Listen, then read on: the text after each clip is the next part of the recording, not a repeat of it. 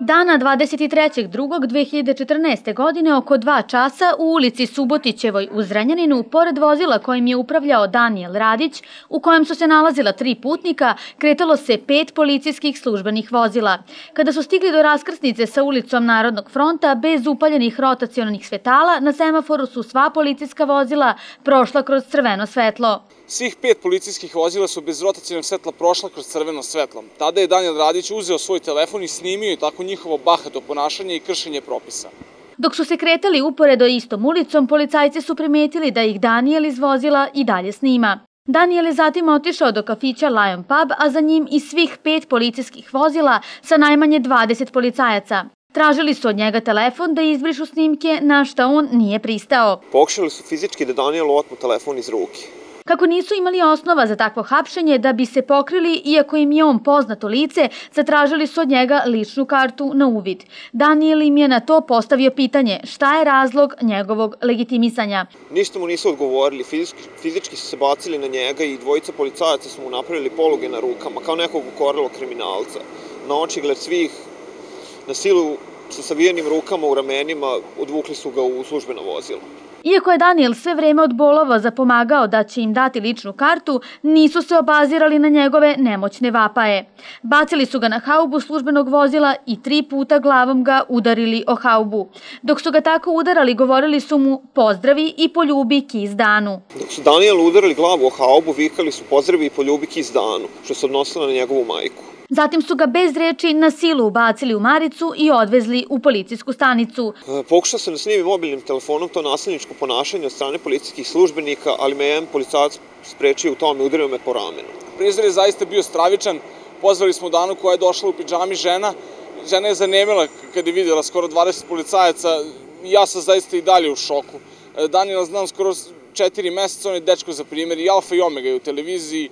Svašta smo od njega naučili, i grafiku, i režiju, i kameru, i predajnike, sve on to radi, sve nas je to naučio. Pre 2 nedelje smo renovirali kompletan studio, neverovatno koliko je dečko svestran i sve zna. Sramota je da 20 policajaca tako brutalno hapsi jednog tako poštenog i vrednog momka. Sramota je što se desilo to da policija dolazi u 3 sata ujutru i da hapsi ljude maltene pred fajrom. Kada je muzika već prestala da svira, jednostavno počeli su da hapse ljude zato što nisu imali ličnu kartu. I to je sramota jedna velika za ovaj grad. Razbili smo mit da je ovaj Zrenjanin mrtav grad. I jednostavno ljudi su se toliko divno provodili uz pesmu, zadnju pesmu bukvalno, pošto je bilo već maltene 15 do 3, policija je ušla i napravila je totalni haos. 20 policajaca koji su došli sa 5 patrolnih kola uhapsili su samo Danijela Radića, kako je on momak koji nema nikakve veze sa kriminalom, koji dane provodi radeći u televiziji i po 14 časova dnevno. Postavlja se pitanje da li je ovo neosnovano hapšenje, osveta i zla namera. Ukoliko se samo na njemu danas pokazuje sila, po našim saznanjima njemu je pokidan sat sa ruke dok je privođen i ima lakše telesne povrede, ali sad je trenutno u urgentnom centru i očekujemo da dobijemo zvanične rezultate kako je njegovo stanje. Ukoliko se pokaže da Danijel Radić plaća cenu zbog toga što se njegova majka odlučila da ide putem istine i pravde, mi ćemo kao Republikanska partija pokrenuti naše međunarodne kontakte i ovo hapšenje neće ostati samo u Zrenjaninu i neće se gurnuti pod tepih. Jer pravi kriminalci se ne nalaze na ulici, oni su uvaljeni u partijske i funkcionerske fotelje i pravi kriminalci su oni koji za senke kadriraju ovim gradom. Ostaci tajkunskih sprega sa policijom su ne tako davno pretili Dani da će je lično privesti po optužnici koja će verovatno ući u Guinnessovu knjigu po svoje nebuloznosti. Isti izvor je Dani pretio da se ne iznenadi ako je jednu noć u 3 sata ujutru zovu da su joj uhapsili sina. Iste te tajkunske sprege sa ostacima nekadašnjih poluga vlasti na drugoj strani u fiokama drže više od 7 godina optužnice za najveće pljačkaške privatizacije skoro cele privrede Srbije.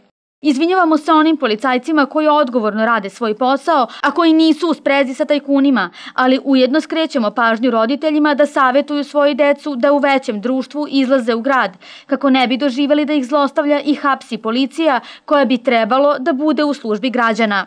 U stanici su Danijela držali 3 sata uhapšenog, a da niko sa njim od inspektora ili tužioca nije razgovarao i saopštio mu razloge hapšenja i zadržavanja. Zbog povrede na telu odvežen je u urgentni centar Zrenjaninske bolnice, gde je pokušao da se izbori da ga lekar pregleda bez pratnje policije, kako ne bi uticali na izveštaj lekara, ali nije uspeo. Iz tog razloga vi idete samo da bi uticali na izveštaj lekara, šta? Nećemo pričamo kao čak, ja vam pitam vas, znači vi morate idete samo pregled. Vi želite da se pregledam? Ja želim da se pregledam bez vas. Znači smo mi za... Ne, neću s vama, nije. Pustite me kao običan građan da se pregledam, znači radi povrede koje sam zadobio od vaših službenika. Lekari su konstatovali telesne povrede u vidu otoka u predelu desne strane glave, kao i hematoma u predelu lumbalnog dela desnog bubrega. Nakon toga je pušten na slobodu. Kako je celu noć imao nesnosne bolove u predelu kičme i ramenog pojasa, sutradan se ponovo obratio lekarima Zrenjaninske bolnice, gde mu je zbog povrede kičmenog stuba sa ramenim pojasom određena terapija i obavezno leženje i nekretanje. Pitamo se kakvo je ovo ponašanje naše Zrenjaninske policije. Bez ikakvog razloga tući i hapsiti decu i poštene građane. Gde to ima? Što tu silu i batine naša savesna Zrenjaninska policija ne primeni prema osvedočenim kriminalcima sa kojima se druži i koji su im poslovni partneri? Pitamo se. O ovom nemilom događaju obavestit ćemo sve relevantne strukture ovog društva za pomoć. Ako živimo u pravnoj državi, za ovakvu osijanost, nanošenje povreda i siledžijstvo, neko mora da odgovara.